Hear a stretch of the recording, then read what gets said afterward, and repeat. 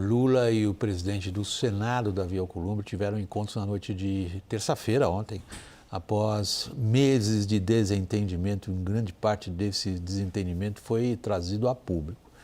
Essa tentativa de encontro, reconciliação, foi articulada por dois ministros do STF, Alexandre de Moraes e Cristiano Zanin. Confira. Lula e Alcolumbre se reuniram na noite da última terça-feira na casa de Alexandre de Moraes, em Brasília. Moraes e Cristiano Zanin, também do Supremo, costuraram um encontro entre os dois líderes políticos que há meses não se falavam. Relatos feitos à CNN dão conta de que tanto Lula quanto Alcolumbre expuseram mágoas, mas saíram da reunião com a impressão de jogo zerado. O jantar durou cerca de 3 horas. O sucesso dos ministros do STF em colocar Lula e Alcolumbre na mesma mesa para conversar mostra a influência e o poder de articulação dos magistrados. Sem sucesso, o deputado Hugo Mota, presidente da Câmara, e os ministros José Guimarães, das Relações Institucionais, e José Múcio, da Defesa, já haviam tentado diminuir as tensões. Agora, a avaliação é de que o caminho está aberto para a reaproximação entre Lula e o senador. Ainda assim, nenhum dos dois quis tocar em um assunto delicado, uma eventual nova indicação de Jorge Messias pelo petista para a Suprema Corte. Messias foi rejeitado pelo Senado Federal para ocupar a vaga de Luiz Roberto Barroso no Supremo, numa derrota histórica para o governo. À época, a CNN Brasil revelou que Alcolumbre, que apoiava o nome do senador Rodrigo Pacheco, ficou insatisfeito por não ter sido ouvido por Lula na escolha do indicado e articulou contra a aprovação de Messias. Aliados avaliam, no entanto, que Alcolumbre não deverá impor resistência a uma eventual nova indicação de Messias. Para eles, não há interesse do senador em prolongar o desgaste com o governo às vésperas da campanha eleitoral e antes da campanha à reeleição ao Senado, que acontece em fevereiro do ano que vem. Vamos lá com um pouco de ironia na pergunta, aliás, bastante ironia na pergunta, ô Lucas. Por que o STF triunfa onde a política tradicional não consegue? Que é pôr o executivo, o presidente do executivo com o presidente do legislativo conversando sobre coisas da política. Bom, primeiro que eles não precisam de voto, né? Segundo, porque não tem ninguém para julgá-los. Então, isso gera uma proteção maior ali nessa movimentação, que obviamente não deveria existir, né? Não deveria ter esse tipo de articulação. Isso não é visto em outras democracias. Agora, voltando ao tema reencontro e jogo zerado, já me antecipando a pergunta, eu acho difícil esse jogo estar zerado. E se ficar zerado, eu acho que é por pouco tempo. Eu acho que a relação entre Congresso, principalmente Senado e governo, vai ser marcada ainda por muita tensão e muitos episódios de tensão no curto, médio e longo prazo. Caio. A sobrevivência política do Alexandre de Moraes está atrelada à vitória do Lula na eleição. Se Lula perde a eleição, Flávio Bolsonaro indica 4 ministros para o Supremo, desequilibra o jogo de forças interno no Supremo Tribunal Federal, que significa que uma eventual investigação sendo levada a curso contra o ministro do Supremo, que precisa ser aprovada pelo plenário do Supremo, teria mais chances de ser emplacada quando esse jogo estiver desequilibrado, né? O que a gente tem de informação é que hoje é mais ou menos 5-5 o placar no Supremo. Então hoje o Alexandre de Moraes, acho que o Toffoli menos... Só para esclarecer a audiência, 5-5 na eventualidade de se pedir a abertura de uma investigação contra um dos integrantes do Supremo, coisa que o Pleno teria que decidir. Isso. O destino do Alexandre de Moraes está atrelado à vitória do presidente Lula na eleição. É basicamente isso. E ajuda a entender essas movimentações todas que a gente está vendo, não só essa do jantar, mas nos últimos dias também. Você tem decisões, você tem vários fatores ali impactando direto ou indiretamente o processo eleitoral. Uma derrota do Lula é uma derrota do Alexandre de Moraes também, no futuro principalmente. Seja pela via investigativa, né, se a Polícia Federal avançar, concluir a investigação do caso Master e atrelar o que se supõe que seja uma relação muito próxima do Daniel Vercaro com o Alexandre, ou seja pela via política, porque o Senado tende a aprovar, a eleger uma maioria significativa de apoiadores de um impeachment de ministros do Supremo, especialmente do Alexandre. Talvez não com um número suficiente para o impeachment, onde o Gilmar mudou um pouco as regras, mas um número suficiente para eleger o presidente. Sim, exatamente. E aí ameaça para Alcolumbre. E aí você tem e esse é o fator Alcolumbre ali nessa reunião também, né? Muito embora o Alcolumbre ele dá sinais sempre para os dois lados, né? Ele dá sinal para o presidente Lula, ele já deu sinal para a oposição, rejeitou o Jorge Messias, enfim. Agora, teve um vídeo, acho que na semana passada, que mostra o Alexandre de Moraes chamando o presidente Lula para um café, né? Isso numa reunião ali. E depois desse vídeo, alguns dias depois, saiu aí esse jantar. Então, muito provavelmente, esse assunto eleitoral, todas essas questões, investigação, problema com a Polícia Federal, caso Master, certamente, eu apostaria que foi tema desse jantar. Em 3 horas é possível que tenham tratado também de bombas fiscais? É capaz, William, porque essa é uma preocupação grande e o STF está no meio dessa história, né? Porque, mais uma vez, o governo vai precisar acionar o STF para rever, por exemplo, a última aprovada pelo Alcolumbre, que foi a Previdência, a aposentadoria especial para os agentes de saúde, né? E ali foi identificado, assim, como sendo o último episódio, ou pelo menos o episódio mais recente desse distanciamento. Não coube nenhuma articulação política do governo para tentar evitar essa PEC dos agentes de saúde.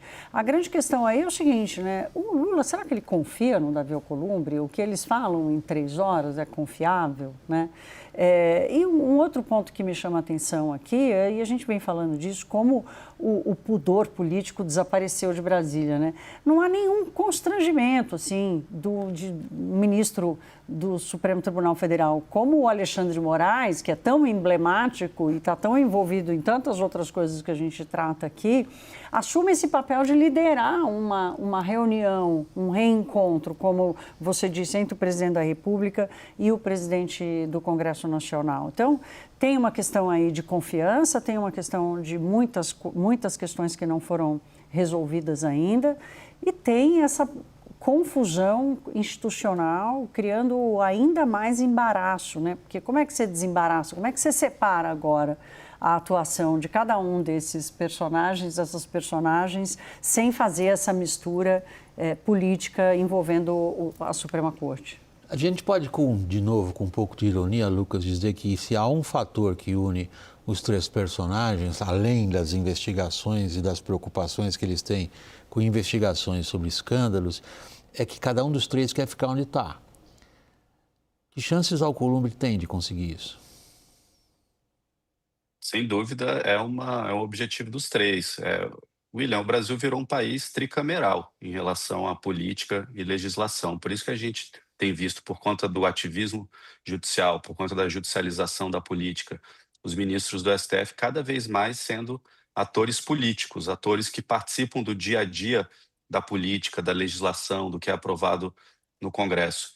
Em relação ao senador Davi Alcolumbre, existe uma preocupação do senador Davi Alcolumbre com a eleição em fevereiro, porque ele sabe que existem boas chances do Senado dar um passo para a direita, né? Eu acho que a manchete ali que a gente vai estar discutindo aqui na segunda-feira, dia 5 de outubro, vai ser que o Senado dá um passo à direita. Qual vai ser a intensidade desse passo, isso ainda é um pouco incerto, mas quem vai eleger ou não eleger o Davi Alcolumbre, presidente do Senado, reeleger no caso, vai ser um Senado mais à direita. Então, por isso que eu vejo ainda o Davi dando mais sinalizações à direita, à oposição, do que ao presidente Lula nesse momento.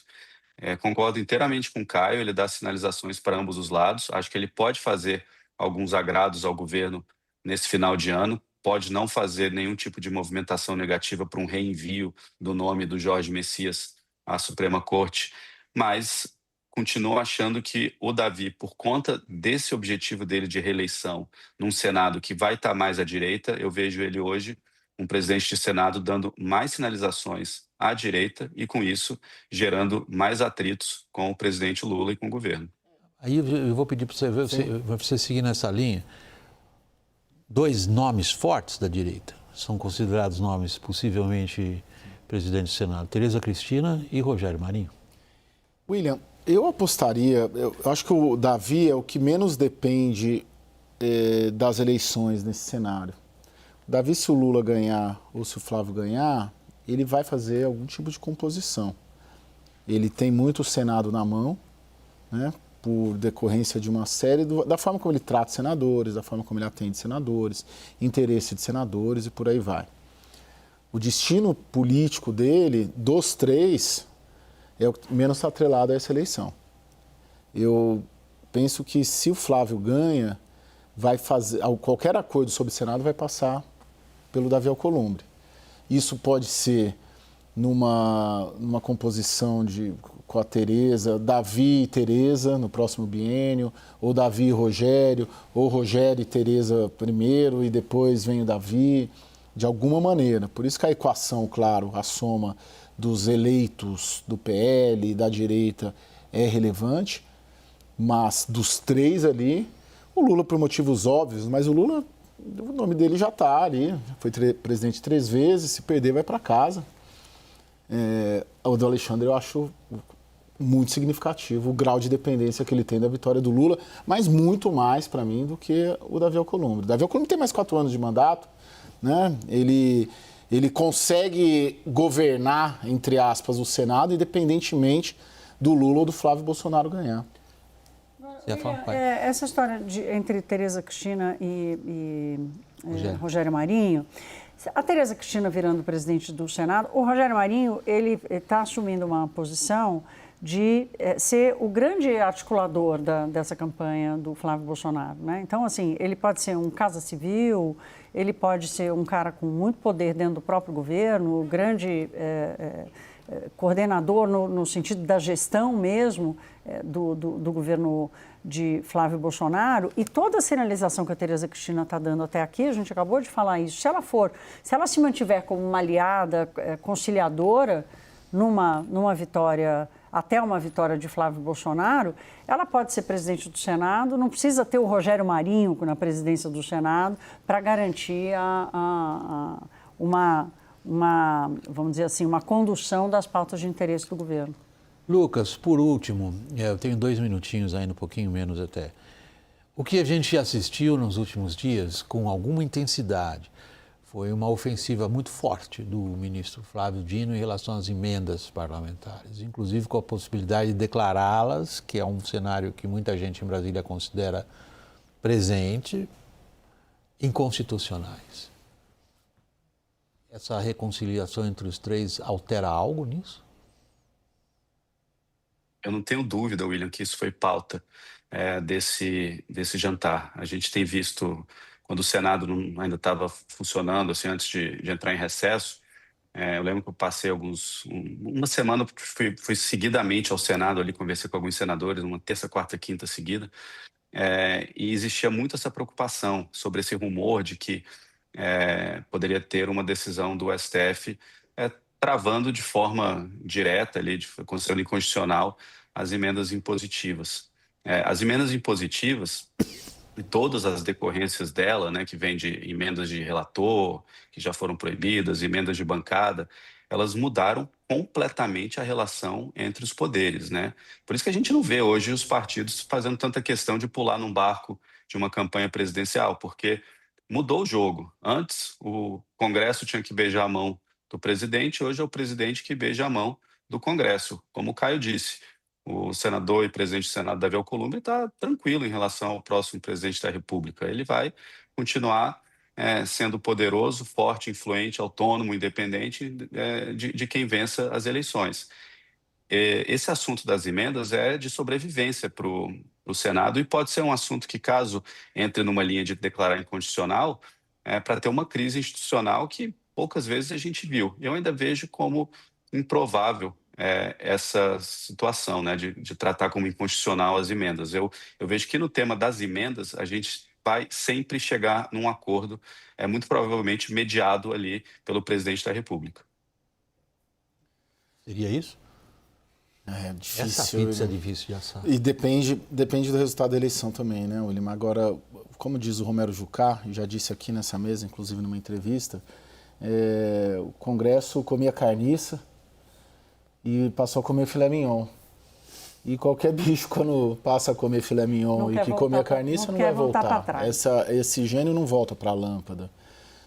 É muito difícil. E a percepção é de que o ministro Flávio Dino, muito mais por questões ideológicas, ele cumpre uma missão do governo Lula, do qual ele foi ministro da Justiça, de tentar viabilizar mais instrumentos, emendas parlamentares, em um eventual Lula 4 para o presidente Lula, num eventual governo Lula 4, ter mais instrumentos para formar maiorias. Que prometeu que ia topar a briga aí no discurso no qual aceitou oficialmente, enfim, a candidatura dele. Sim, essa é a leitura. Agora, eu tenho dúvidas reais que se o Flávio ganha, se o Flávio Dino vai continuar nessa saga das emendas parlamentares.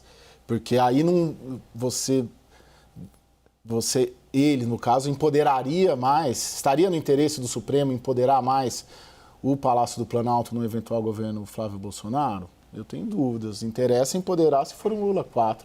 Se for um Flávio, melhor ficar as emendas como está no Congresso. As emendas, William, rapidamente, se o Lula conseguir alguma coisa, o Flávio Dino conseguir alguma coisa, qualquer redução nas emendas ajuda também na condição fiscal, né? Porque o governo, podendo colocar a mão nisso, ele controla melhor as contas.